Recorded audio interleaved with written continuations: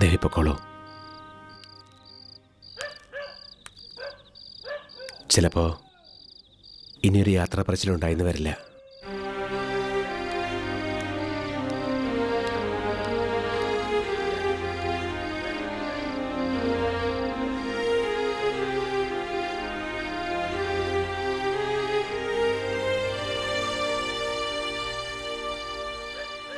ആരാ ദേവി അത്? മോനുവേട്ടൻ.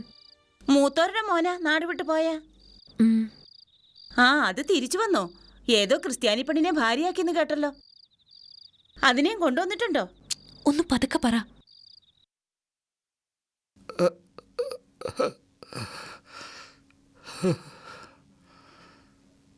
പറഞ്ഞ കേക്കില്ല. കൈയും കാലും പൊങ്ങില്ലെങ്കിൽ വാശിയാ ഒപ്പം ഇരിക്കണമെന്ന്. എന്തായിരുന്നു നിർബന്ധം? ഇപ്പൊ സമാധാനം ആയല്ലോ. അവിടെ വൃത്തികേടാക്കണ്ട, അങ്ങോട്ട് എഴുന്നേക്ക്. ചെക്കനെങ്കിലും എന്തെങ്കിലും കഴിക്കട്ടെ. വേണ്ട, അച്ഛനവിടെ ഇരുന്നോട്ടെ.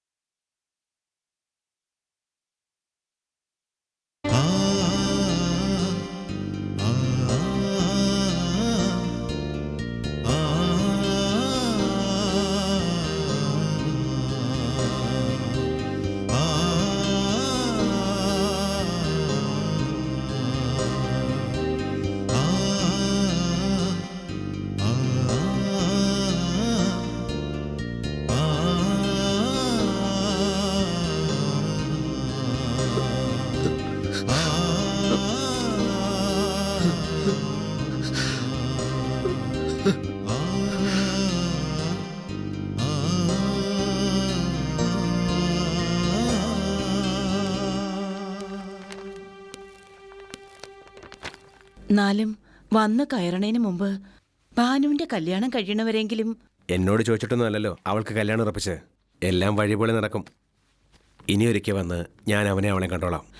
എടുപിടിന്ന് പോവാൻ നിനക്ക് എന്താ ഇവിടെ ഒരു കുറവ്? നീ വന്നപ്പോ ഞാൻ കരുതി. ചെറിയമ്മയുടെ പഴയ കുതന്ത്രങ്ങളൊന്നും ഞാൻ മറന്നിട്ടില്ല. തന്ത്രങ്ങളൊന്നും ഇനി എന്നോട് വേണ്ട. പണമായിട്ട് ഇപ്പം എത്രയേ ഉള്ളൂ. ചികിത്സ എന്താണെന്ന് വെച്ചാൽ മുടക്കണ്ട. കല്യാണവും ഭംഗിയായിട്ട് നടക്കട്ടെ. പണം എത്ര വേണേലും എൻ്റെ വിലാസം ഉണ്ടല്ലോ കയ്യിൽ. അതുമാത്രം മറക്കില്ല എന്നറിയാം.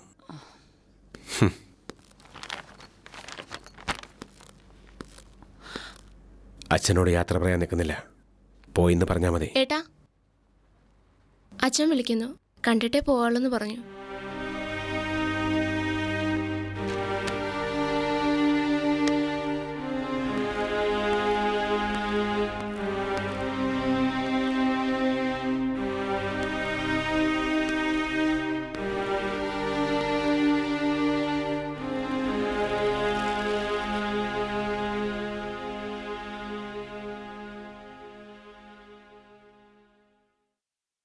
പുറപ്പെടുകയായി അല്ലേ? എനിക്കിവിടെ ഒരു കുറവുമില്ല. എന്നാലും ഞാനൊരു കൂട്ടം ചോദിച്ചാ നീ മുഷിയോ? എന്തായാലും ചോദിക്കാം. എത്ര പണം വേണേലും. ചെറിയമ്മയുടെ കയ്യിൽ ആവശ്യത്തിന് കൊടുത്തിട്ടുണ്ട്.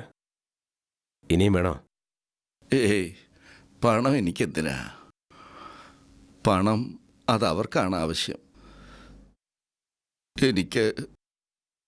എനിക്കൊരു കാര്യം. എന്തായാലും അച്ഛനെ പറയാം.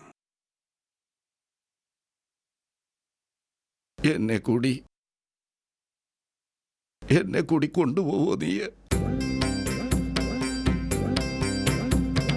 രാവണ രാജകഥയ്ക്ക് തിരശീല വീണു. സ്നേഹം മഹാനദിയായി ഒഴുകി. ആസുരമേതോ വിഷാദ പർവം മാഞ്ഞു. ഏതോ പകൽ പക്ഷി പാട്ടുമൂളി.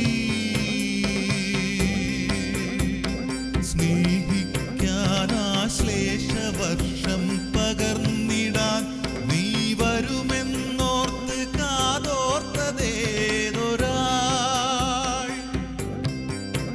കുംത്രാണനം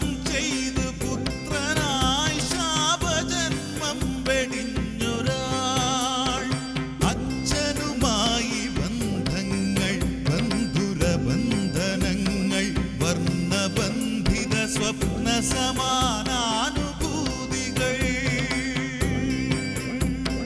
രാവണ രാജകഥയ്ക്ക് തിരശീല